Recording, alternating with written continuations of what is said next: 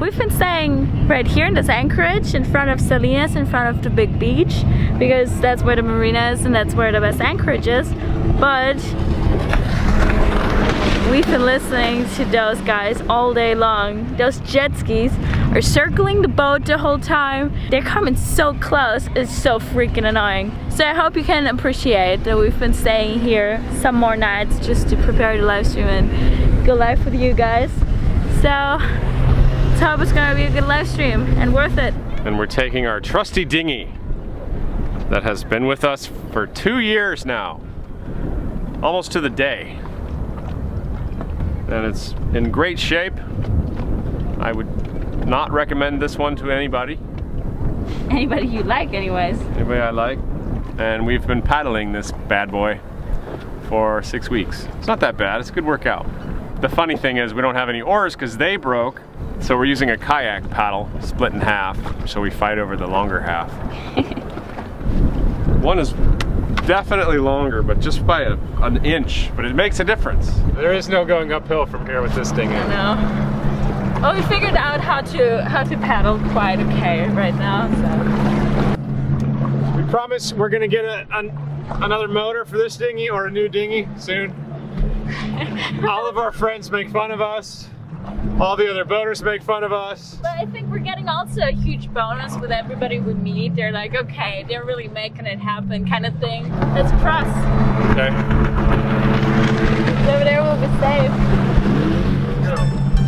Stroke. Stroke. Stroke.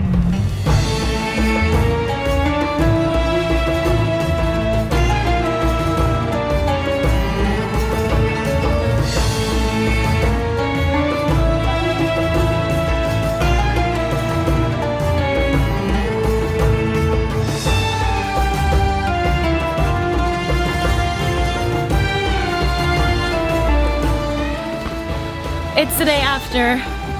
The live stream yesterday was a complete disaster. I'm not gonna talk about it anymore because I'm just gonna get upset. But the decision has been made by the captain that we're gonna have a break today. We planned on sailing down to Guayaquil against the wind and the current, so it would be really rough to find new anchor chain and a couple other things that we need. And instead we're gonna go up north. That means with the wind, and I guess James is gonna put out the spinnaker and we're gonna just sail for fun. That is a new concept on Zingaro. Normally we sail to get to a place, but today we're just gonna sail for the hell of it. James made me some coffee. I think he's trying to cheer me up. And he raised the anchor and the sail all by himself. And we're already on our way out of the bay, passing all the container ships that are anchored out here.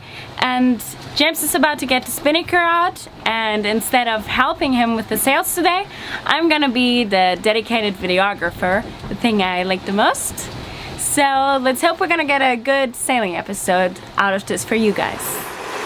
Okay, let's get the spinnaker.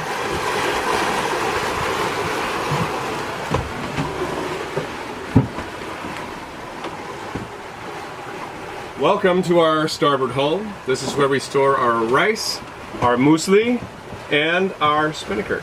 We store it in the bag. I wish we had a locker up front to put this in.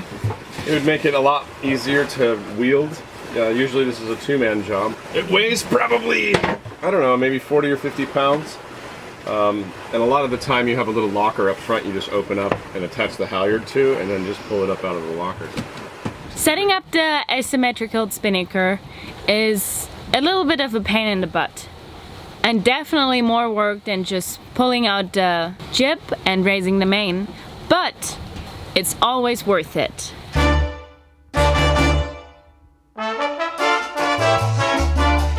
So the asymmetrical spinnaker is a light wind sail used when you're going downwind. The first thing we do is we attach the halyard to the top and make a bridle for the tack, the frontmost lower point of the sail. Having a bridle at the tack allows for us to pull the sail from one hull to the other, depending on where the wind is coming, and giving us a greater range of use. Then one of us goes to the halyard and pulls the sail up all the way to the top of the mast.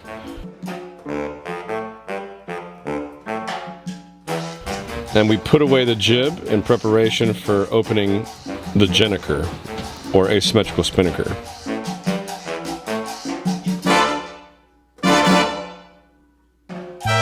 This time the wind was pretty light, somewhere between 12 and 15 knots, I would guess.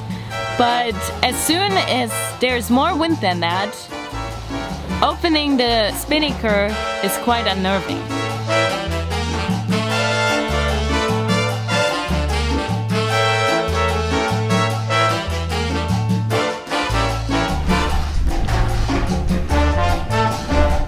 That is so satisfying to watch.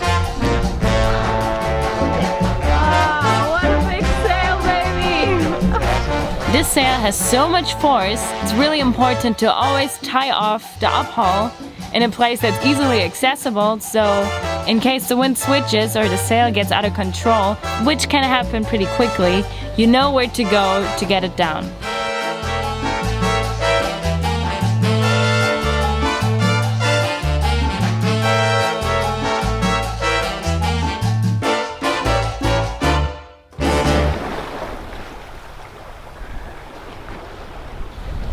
I can count the days we sailed for fun like this on one hand, where we just went out and messed around. And it is kind of a bummer because we both really enjoy sailing. But if you do it every day, it just becomes kind of a routine. And I think it's nice to just make an effort to break out of that routine from time to time and actually appreciate what's around you.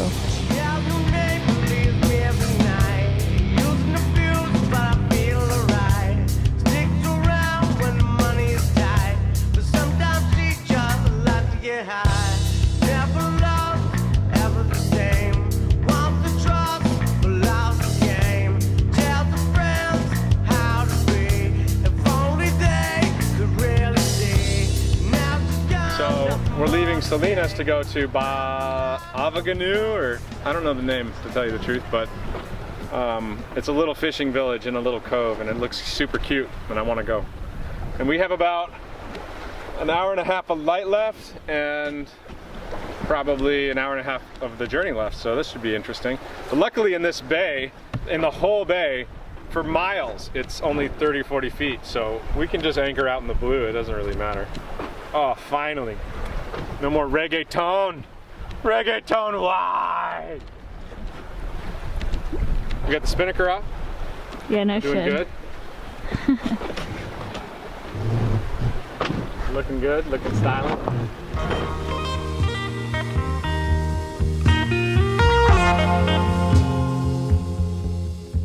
And it was an awesome day!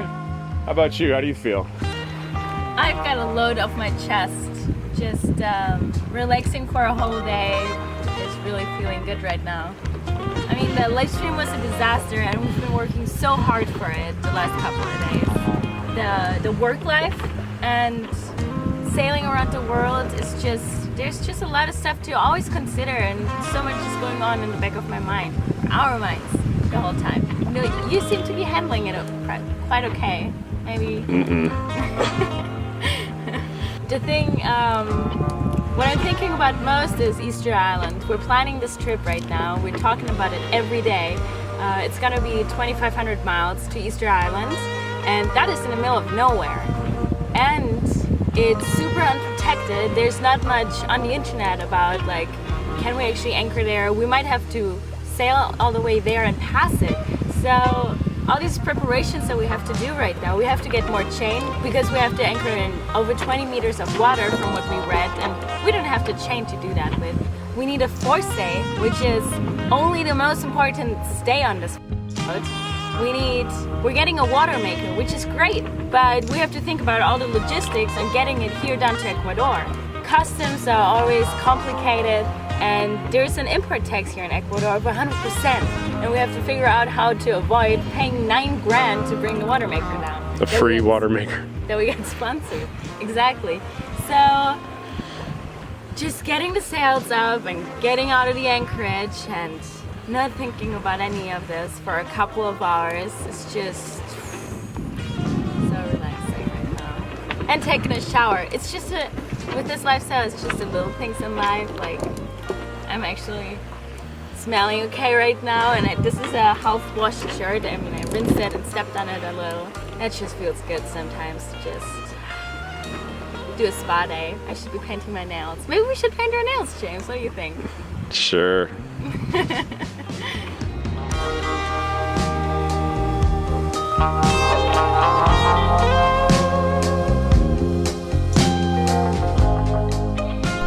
So we made it yesterday. We anchored accidentally pretty far outside because we came sailing in and we filmed that, right? And James prepared the anchor, and I guess a wave lifted Zingara up and the anchor just dropped here, so we had to drop the sail, and nothing happened, so we're good.